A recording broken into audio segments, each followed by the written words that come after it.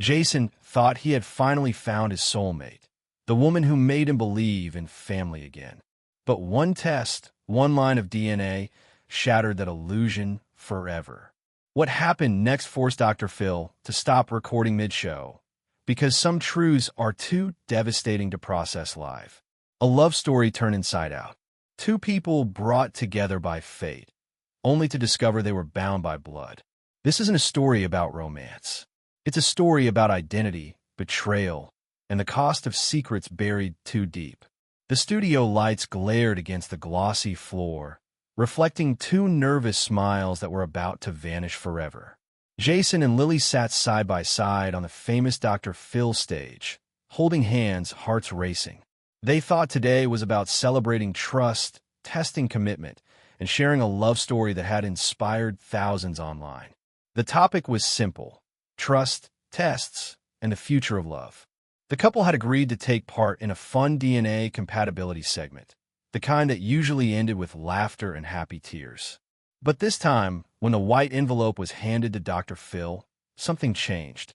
He opened it slowly, as he'd done hundreds of times before, but the moment his eyes hit the paper, his expression froze. His brow lowered. His hands trembled. The air seemed to thicken around him. The audience sensed it too, that invisible shift when something beautiful starts to rot beneath the surface. Lily squeezed Jason's hand. "Is something wrong?" Dr. Phil didn't answer. He looked at the couple, then down at the envelope again. Finally, he turned to his producers behind the cameras. "Cut the feed," he said quietly. The room fell into stunned silence. Even the audience, unsure whether this was scripted, stayed perfectly still. The studio doors locked automatically when recording began. Now, they felt like barriers trapping everyone inside the moment. Jason looked confused. "Dr. Phil? What's going on?" Dr. Phil took a deep breath. His voice was low, careful, measured. "I think we need to pause this segment. There's something in these results that shouldn't be read out loud right now." The producer whispered something into his earpiece. Dr. Phil's jaw tightened. He stood up, walking toward the couple. "We're going to take a break. Everyone, please give us a few minutes." The applause sign never lit up. No music played, just silence. Cameras turned away, crew members exchanged worried glances, and the audience was escorted out one row at a time. Jason and Lily remained seated, hands gripping each other tighter. "What does it mean?" Lily asked, her voice barely audible. "That number, it said 50% shared DNA. What does that mean?" Jason shook his head, his pulse pounding. "It has to be an error, right? That can't be right." Dr. Phil sat down across from them again, looking older somehow, heavier, quieter. He laid the DNA paper face down on the table and said softly, "I've been doing this for over 20 years. I've never had to stop recording a show. But what's in that file? It changes everything you thought you knew about each other." Lily's breath caught. Jason's eyes darted to the envelope like it was a loaded weapon. And somewhere, behind the thick studio curtains, one truth waited to be spoken, a truth that would end the love story they thought was forever. What would you do if the person you loved most turned out to share your blood? 6 months before the cameras stopped rolling, before the truth tore their world apart, Jason met Lily under warm lights and summer laughter. It was at a charity gala in Austin, Texas, the kind where champagne sparkled and strangers pretended to be effortless. Jason wasn't supposed to be there. He'd come because a friend promised good networking. He didn't expect to meet her. Lily stood near the dessert table, laughing with a group of volunteers. She wasn't like the others. There was something grounded about her, real. The way she tucked her hair behind her ear when she got nervous, the way she looked people straight in the eye when they spoke. Jason noticed immediately. He introduced himself awkwardly, cracking a joke about how he only came for the free cake. She laughed, and that was it. Within weeks, they were inseparable. They hiked the same trails, ordered the same coffee, finished each other's stories. It wasn't the wild, chaotic kind of love. It was gentle, almost nostalgic, like they'd known each other before they were born. Friends called them mirror souls. Jason felt like he had finally found home. Growing up without a father, he'd carried a hole that nothing could fill. Until her. Lily said she understood that kind of emptiness. Her father, too, had left when she was small. They've bonded over that shared ache, over the promise that they'd never repeat their parents' mistakes. They would joke about how eerily similar they were. Both allergic to almonds. Both born in April. Both loved the same obscure 90s band. We're basically the same person, Lily laughed one night. Jason grinned. Maybe that's why we fit so perfectly. It all seemed harmless. Cute. Coincidence. Until the night Jason proposed. It was small, a picnic near the lake where they'd had their first date. Fireflies lit the air, and the moon spilled gold over the water. She said yes before he even finished asking. He slipped the ring on her finger, and they cried, laughing through the tears.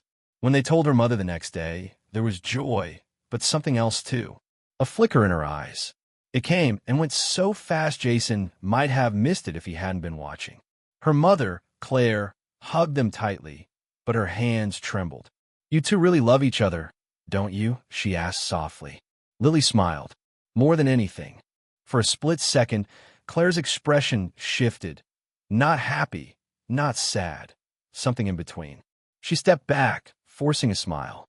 "That's wonderful, sweetheart." Later that night, Jason overheard her in the kitchen, whispering to a family friend on the phone. Her voice shook. "There's something she doesn't know. Something I should have told her a long time ago." Jason froze.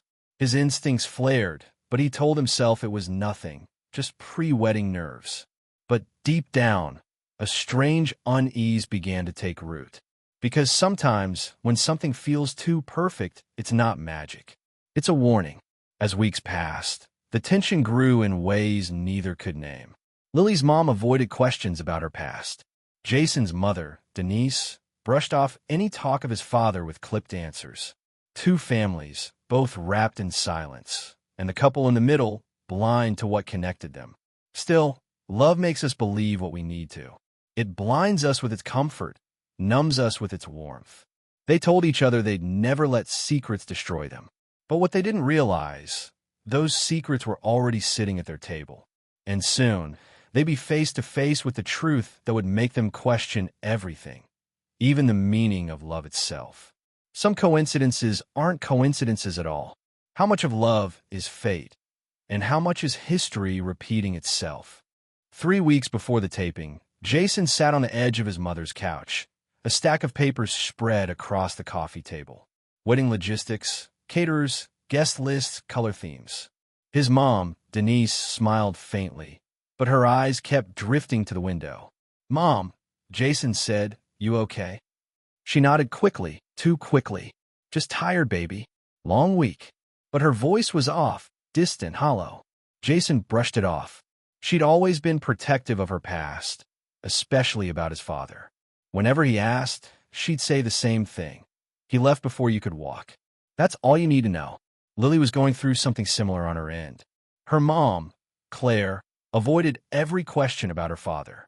All Lily knew was a name, Robert Keene, a salesman, gone before she turned one. She never thought much about it, until Jason mentioned that he didn't know his father's name either. Maybe they'd have gotten along, Lily joked one night. Two guys who ran away from responsibility. Jason smiled, but deep down, something in him twisted. That night, while Lily slept, he couldn't shake the thought.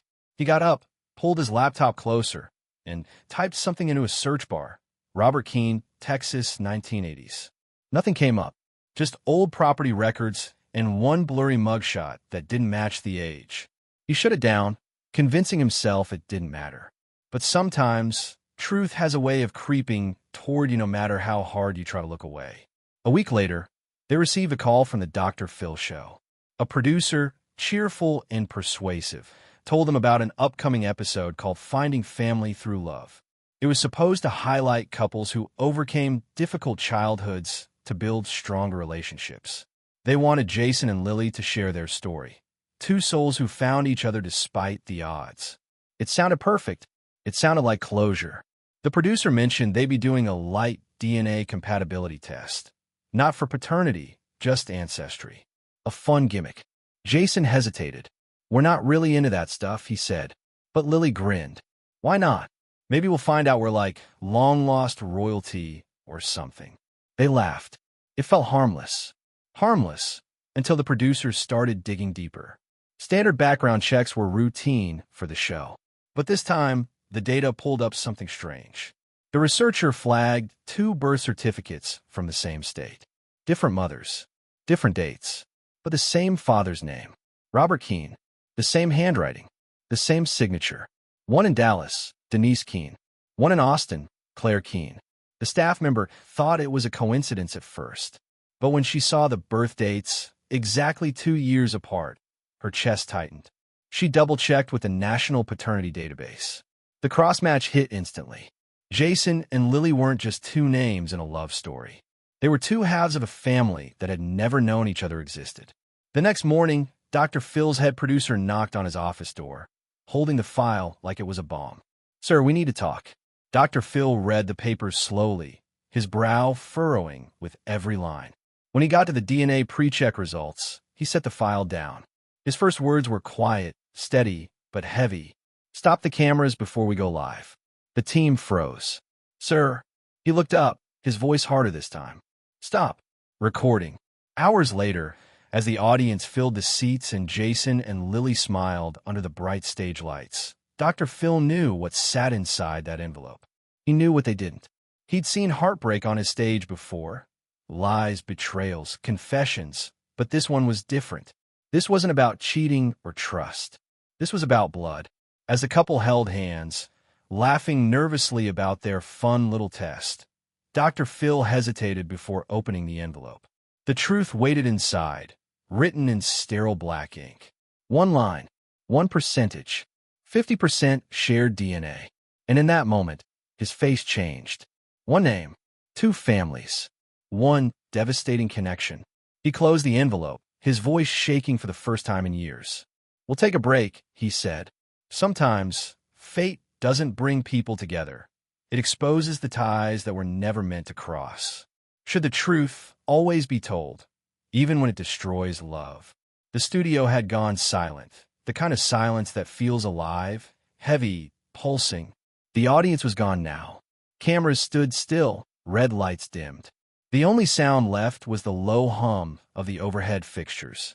Jason and Lily sat side by side on the stage couch, still holding hands. They didn't know they were holding onto the last normal moment of their lives. Dr. Phil stood across from them, the manila folder clutched tightly in his hand. He looked at them like a doctor who already knew the diagnosis, the kind that changes everything. When he finally spoke, his voice was low and careful. "I want to be very clear about what I'm about to tell you. This is not something I say lightly." Jason frowned. "Doc, you're scaring us." Dr. Phil exhaled, eyes flicking down at the paper before returning to theirs. "The results show that you share 50% of your DNA. That means you have the same father." The words didn't land all at once. They fell like slow-motion glass shattering, disbelief first, then confusion, then horror. Lily blinked. "What? That's not possible." Jason's laugh came out sharp, nervous. No, that can't be right. That has to be a lab mistake." Dr. Phil stayed silent. He'd seen denial before. This one hit different. Lily turned to Jason, her voice trembling. "You're saying my dad is your dad?" Jason stood abruptly, pacing, gripping his hair. "No, my dad left before I was even born. He was some loser named." He stopped mid-sentence, realizing the name he was about to say. "Robert Keene," Dr. Phil finished quietly. The name hung in the air like a curse. Lily's face drained of color. "That's my father's name." Her hands began to shake. She stared at Jason, her fiancé, her everything, and saw for the first time the resemblance. The same eyes, the same crooked smile, the same tiny scar above the eyebrow, something she'd always thought was cute. She covered her mouth and sobbed. Jason sank to his knees beside her. "We didn't know," he whispered. "We didn't know." For a long time, nobody spoke. Even Dr. Phil seemed lost for words. Finally, he said softly, "This is not your fault. You didn't choose this truth, but now that you know, you have to face it." Lily shook her head, her voice sharp with grief. "How do you face that? How do you erase what's already happened?" Jason reached for her hand, but she pulled away, tears streaming. "Don't," she said, shaking. "Don't touch me." The pain in that room was raw, Not anger, not shame, just devastation. The kind that makes you forget to breathe. Dr. Phil sat beside them, his tone shifting from host to counselor. The hardest part about truth, he said, is that it doesn't wait for permission. It comes when it wants, ready or not. Jason looked up, eyes red. So what do we do now? You begin again, Dr. Phil said. You grieve the version of life you thought you had, and then you find a way to build something new, not as lovers, but as family. The word family cut through the air. It felt like salt on a wound. Lily whispered, I can't even say that word right now. Dr. Phil nodded, his voice calm but firm. Then don't say it yet. Just start with forgiveness. Not for him, but for yourselves. You were two people looking for love. You found truth instead. That's not a failure. That's survival. Offstage, the producers stood frozen. Some were crying quietly. The camera crew didn't dare move. And then Dr. Phil said something that no one on his team would ever forget. Sometimes, he said softly, the truth doesn't just change who you are, it erases who you thought you were.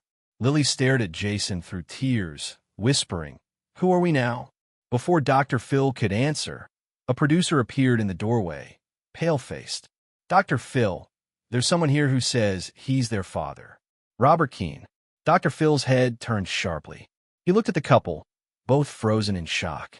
There's someone else, he said slowly. You need to hear from? It wasn't over. It was only beginning. Can love exist after identity collapses?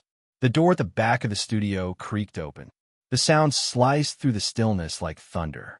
Robert Keene stepped in slowly, gray hair, wrinkled hands, and a nervous half-smile that died the second he saw their faces. Jason froze mid-breath. Lily's shoulders stiffened, her body trembling like every muscle had forgotten how to move. Dr. Phil stood, crossing his arms. His voice was calm, but carried weight. Robert, you understand what they've just learned? Robert swallowed hard. Yes, sir. I heard. I came as soon as I saw your message. I didn't want them to find out this way. Jason's voice cracked with rage. Find out this way? You mean on national television? You walked out on both of us, and you were just going to let us figure it out by accident. Robert's eyes filled. Jason, I never meant for this to happen. I didn't even know about you until years later. Lily shot up from her seat, her tears turning sharp. Then why didn't you come back for me? You knew my name. My mom kept your picture on the dresser until I was 12. Robert tried to step closer, but she backed away. The pain in her voice cut through the room like glass. You left two women to raise two kids alone, and now we're supposed to what? Hug it out because you're sorry? Dr. Phil held out a hand. Let's slow down. His tone was steady, controlled, but even he couldn't hide the heaviness in his eyes. Robert, they deserve the truth. All of it. Robert wiped his eyes. I was 23. I had nothing. I met Lily's mom first. We were together a year. I panicked when she got pregnant. I left. Then I met Jason's mom, and I promised I'd do better. But I didn't. I ran again. I kept running my whole life. His words trembled, but Jason's anger didn't soften. You didn't just run. You erased us. For a long moment, no one spoke. The tension felt almost sacred. Grief and fury tangled in the same breath. Dr. Phil broke the silence. Robert, you made choices that fractured 3 lives. You can't fix that overnight, but you can start by owning what you did. Robert nodded slowly, eyes on the floor. You're right. I've lived with that guilt every day. But when I saw their faces on your show announcement, I knew they were mine. And I knew I couldn't die without facing them. Lily's voice softened just slightly. You saw our faces before this. He nodded. Yeah, I watched one of your engagement videos online. The way you looked at each other. I knew. I recognized myself in both of you. I prayed I was wrong. Jason's voice cracked. And instead of warning us, you stayed silent? Robert looked broken. I didn't want to ruin your happiness. I told myself you'd never find out. Dodo fils ton depend. Secrets don't protect anyone, Robert. They just delay the explosion. Lily buried her face in her hands. Jason sat still, staring into nothing. Finally, Dr. Phil leaned forward. You two have every right to feel what you're feeling, shock, anger, disgust. But remember this, the truth didn't take your love away. It revealed something deeper, something you have to process before it poisons the rest of your life. Jason whispered, almost to himself, "We loved each other because we saw the same missing piece." Lily nodded through tears. "We just didn't know that piece was him." The cameras weren't rolling, but if they had been, no one watching would have looked away. There was no applause, no tidy resolution, just three people trying to breathe in the wreckage of a truth too heavy for words. Dr. Phil stood and placed a gentle hand on both their shoulders. "This isn't the end of your story," he said softly. "It's just the start of a different one." Later, when the episode aired, it didn't include the confrontation, just a quiet interview. Jason and Lily sat side by side, no longer touching, but not apart either. Jason spoke first. "We decided not to hate him. Hate won't fix us." Lily nodded. "We're learning how to be siblings now." Dr. Phil looked straight into the camera. "Some secrets don't destroy love, they redefine it. Forgiveness doesn't erase the pain. It just teaches you how to live with the cracks." The screen faded to black. And somewhere, in the space between heartbreak and healing, two people began again. Not as soulmates, but as something rarer, survivors of the truth. When love dies, can truth still save what's left? If this story moved you, share it with someone who needs to hear it. The truth might break us for a while, but silence breaks us forever. Don't forget to subscribe. More stories that remind us of truth, family, and forgiveness are on the way.